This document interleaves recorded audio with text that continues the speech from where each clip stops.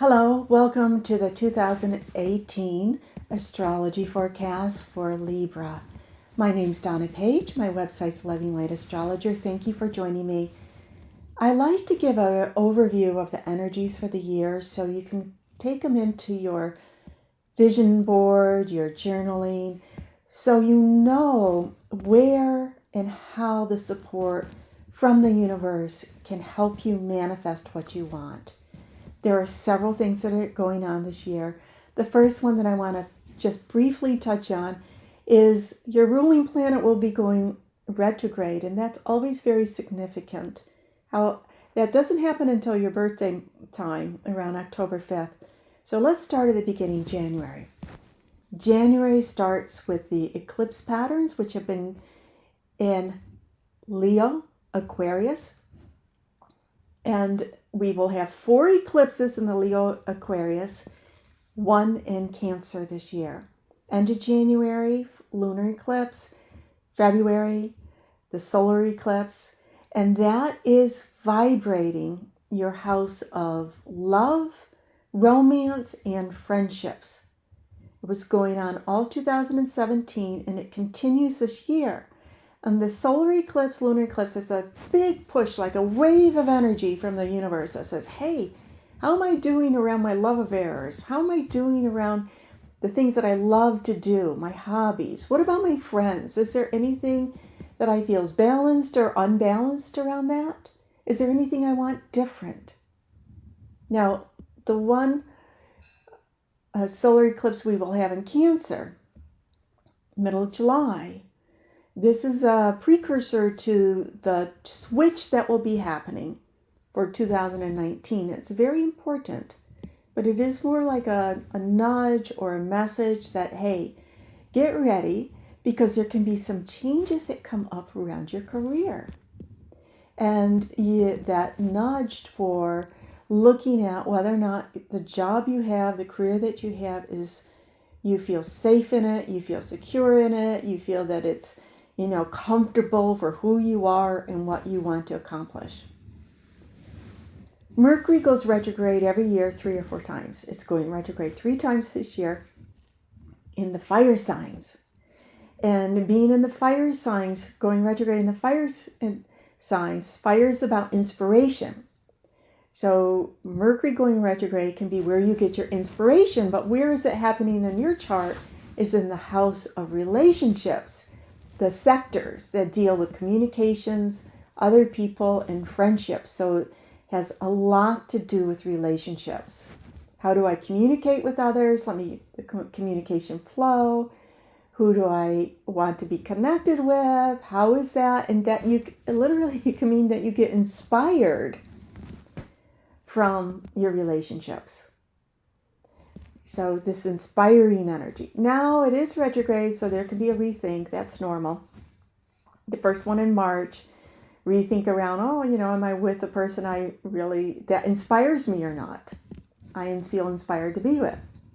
The second one in the end of July, August time is, am I with friends that I feel inspire me? Do I feel that they lift me up and don't put me down? And then the one in November is with, do I feel that I am free to communicate with the people I'm connected with, what I really think and what I really believe?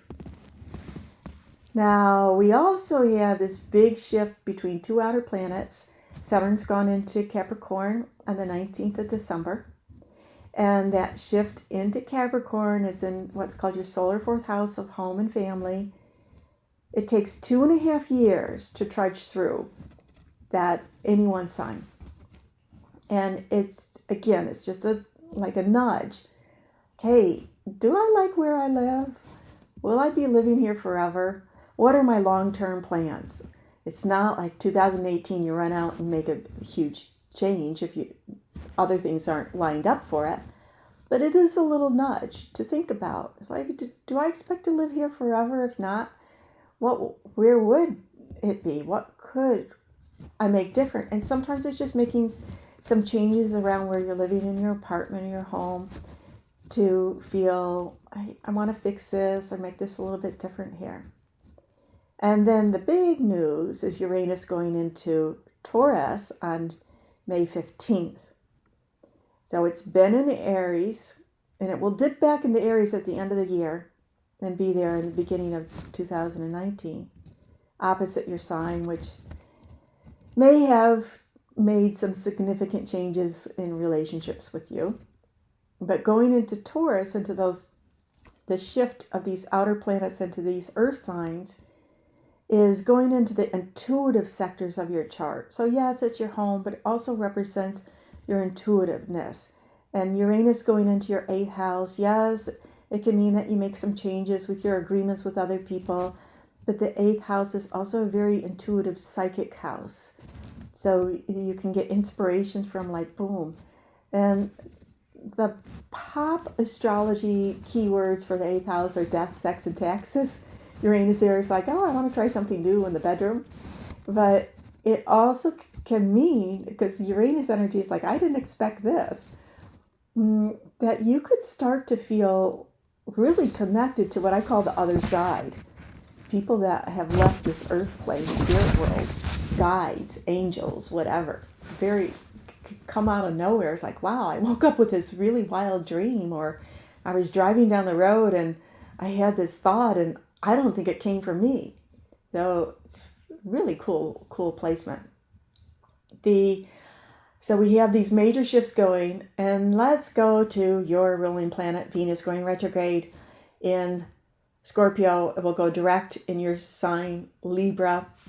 So Jupiter is in Scorpio in your 2nd house of financial well-being, trying to protect you. It can also mean that you open up the checkbook or the credit card a little bit more. And Venus going retrograde there says that you might rethink what you really want to spend your money on. So what do you really want to spend your money on? What really is important for you to have? And so there's a little bit of that. And of course, Venus retrograde being the ruler of your sign is a whole rethink about, hey, let me rethink my life here. It doesn't mean negative. It doesn't mean that, oh, you're going to change everything. It's just a pause.